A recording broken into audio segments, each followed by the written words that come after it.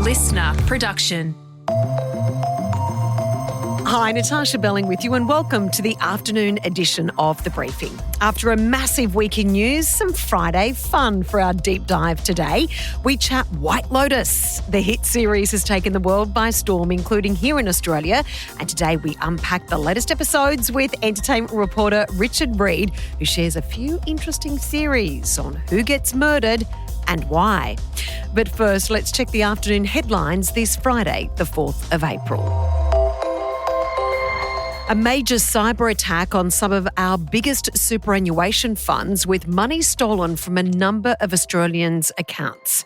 Australian Super confirmed that 4 of its members lost $500,000 during the cyber attack. Prime Minister Anthony Albanese says it's part of a bigger cyber crime wave. We'll have a considered response to it, but the agencies, of course, work very strongly on it. Australians are being advised to check their super accounts. And one of Australia's most notorious gangland figures is a free man again after Victoria's Court of Appeal granted bail to Tony Mokbel. The 59-year-old drug lord was sensationally arrested almost 18 years ago in Greece after fleeing the country while on bail. Gangland expert Adam Shanders told Channel 9 it is a major day in the ongoing saga. I think it really goes to show that the state of Victoria wants to clean up this situation with lawyer ex Nicola Gobbo, and if they have to give him bail, they have to do that. But if I was his family, I'd be chaining him to the radiator because last time he got bail, he flipped. Now it's time to get into our deep dive with entertainment reporter Richard Reid on Season 3 of The White Lotus. The stars of the series were here in Australia this week ahead of the much-anticipated finale, which will drop on Monday. Richard will reveal his theories about who gets murdered and why, and also could Series 4 be filmed right here in Australia? A warning, this chat has a number of spoilers. Richard Reid, so lovely to chat with you. White Lotus, is this the best thing you've ever seen? Well, I thought season 1 was the best. And then I got a big dose of season 2. But now I'm just a glutton for punishment with season 3. It is so fabulous. Have you noticed, Tarsha, it's like a slow burn and all of a sudden it's on fire? I agree. I think the first couple of episodes, I was thinking, okay, this is really slow. This is not going to be as good as season 1 or season 2. I'm out. And then I think it was episode 5 where I went, oh, wow. Was that the full moon party? It was indeed. And then, of course, Rick had that interesting conversation with his long-lost friend, Frank, in that bar. Yeah. Okay. That was really a turning point. And, for the 3 people who haven't watched it, his friend talked about his sobriety, being drunk, and how he thought he wanted to sleep with Asian women, but then it turns out he wanted to be an Asian woman and then sleep with straight men. It was all very confusing and so mesmerizing.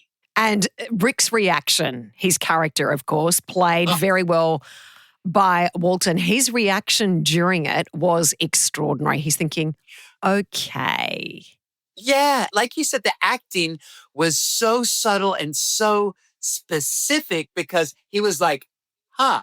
But you see everything going on in his head and all you hear was, huh. Okay.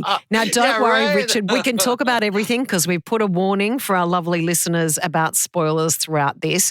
Of course, episode 6 dropped in Australia last week and talking about Rick and Frank. So you mentioned before Frank, of course, who was the friend, was sober and had been on this sobriety journey for a couple of months. And then all of a sudden he has one whiskey and everything comes off the rails and it escalated very quickly, right? Oh, my goodness. Lordy did it. It's like one drink, he's like, no, I'll have another. He wasn't even finished with the first one. And all of a sudden, he's off to the races. The bags are coming out and the girls are everywhere.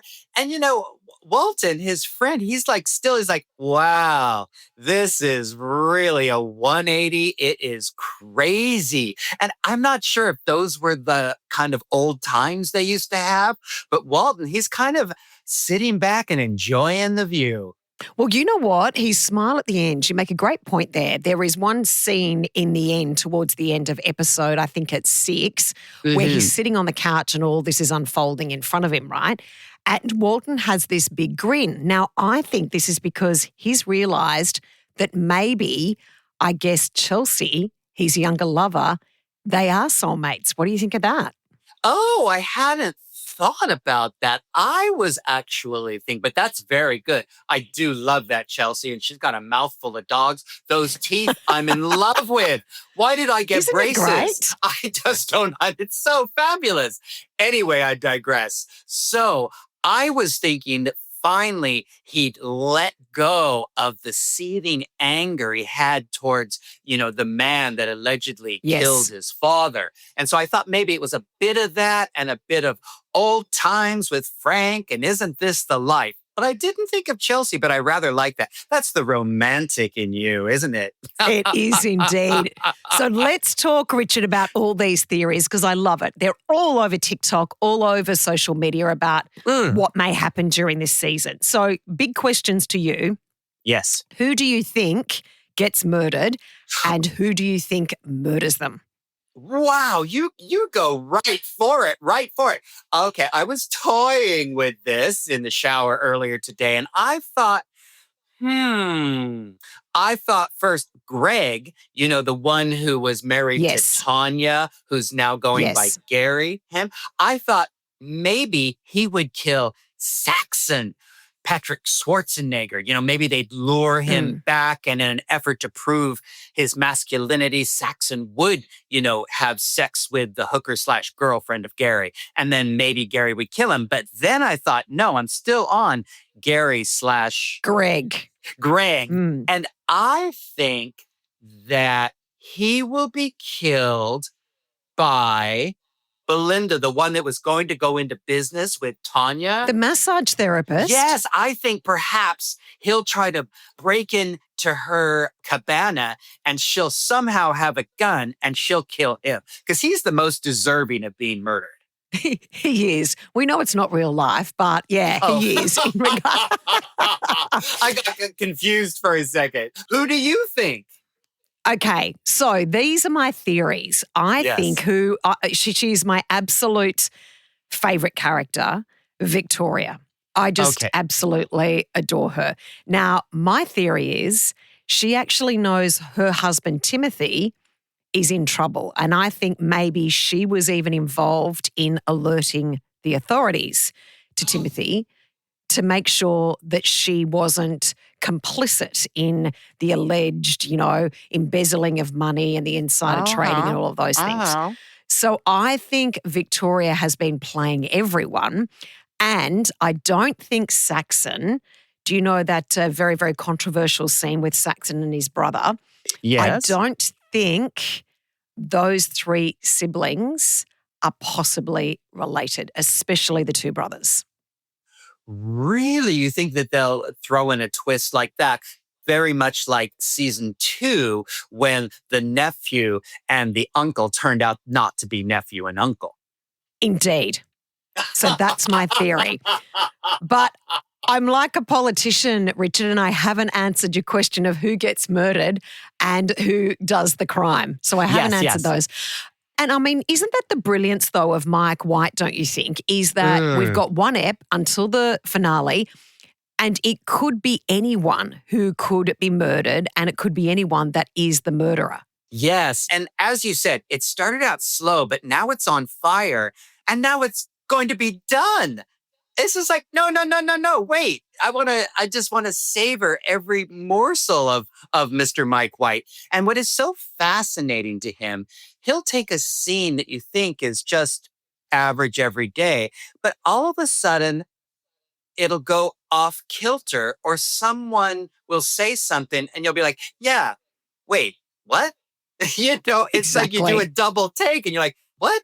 And then it just kind of seeps into your skin like a little bit of a hard sponge, You're like, what is going on? And that's what's so fascinating about him. And you notice, I think I'm the last person to go all woke or PC, but I started thinking about all of it is about white privilege and these rich people who have these entitled lives and how deluded they are, or how they manufacture their own misery in some way. And it's just good.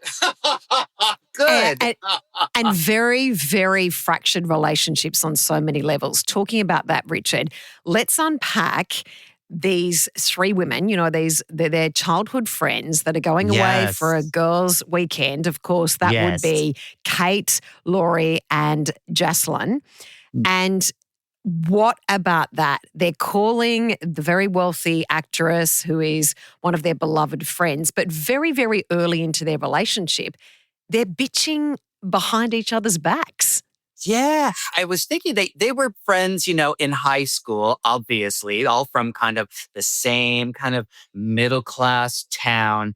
And they've all gone very different ways. I think that, is it Jacqueline? She, Jacqueline. Obviously she's paying for the whole trip because she's this rich TV actress. And I honestly think that three women on a vacation, or three people for that matter, people are going to, form alliances, kind of like, a reality show. It's always going to be two kind of talking about one. What do you have in common? You have that third person who's not in the room. What are you going to talk about? The weather? Your massage? No, you're going to talk about the girl in the other room. And people change, as you know, over the years. They may have been friends when they were girls and had, cheerleading in common or whatever. But now they've gone in such disparate directions. One is a Trumper. I think that is that Kate. That was a great conversation. Yes, I love her. And she's kind of a peacekeeper, but crazy like a fox. I think she kind of plays a little bit of an airhead, but I think she's much more savvy than we realize. And she's a troublemaker, but pretends she's not a troublemaker. Yeah. I agree. And Laurie, which is really interesting, her character. So she's the one who's the lawyer I think their marriage is broken up, may or may not have a alcohol problem, keeping, her fluids up. Then she, the twist in the last episode ends up with this Russian mafia guy who then is asking her to financially help out his impoverished mother. I was thinking, what is she doing? Yeah. Well, the thing is that, the guy she really liked, Jacqueline, took him to bed and then denied it. She's like, no, what are you guys talking about? You can't be gossiping about me. You're just jealous because you haven't got any. So she goes and gets some with the Russian guy. And then you think, oh, she's finally attractive. And he's like, oh, can you give me some money for my mother? She's so poor.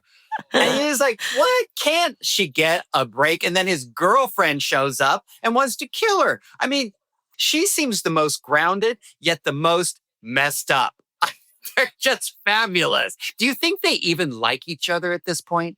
The three women? No, I don't. I think they were school friends to start with, but even it was called out in one of the episodes, things have never changed, inferring that Jocelyn had always tried to push her friends towards a guy and then would end up being with that guy.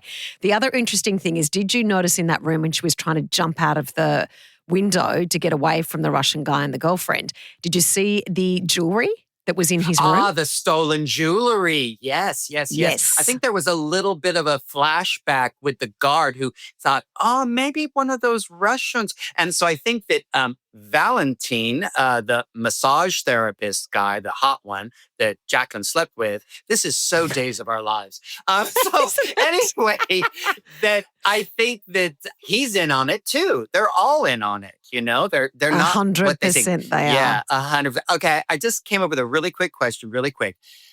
Remember when they used to say, like, who are you of Sex and the City? Are you Carrie, Miranda? Which are you? Are you Kate, Jacqueline, or Laurie? Victoria.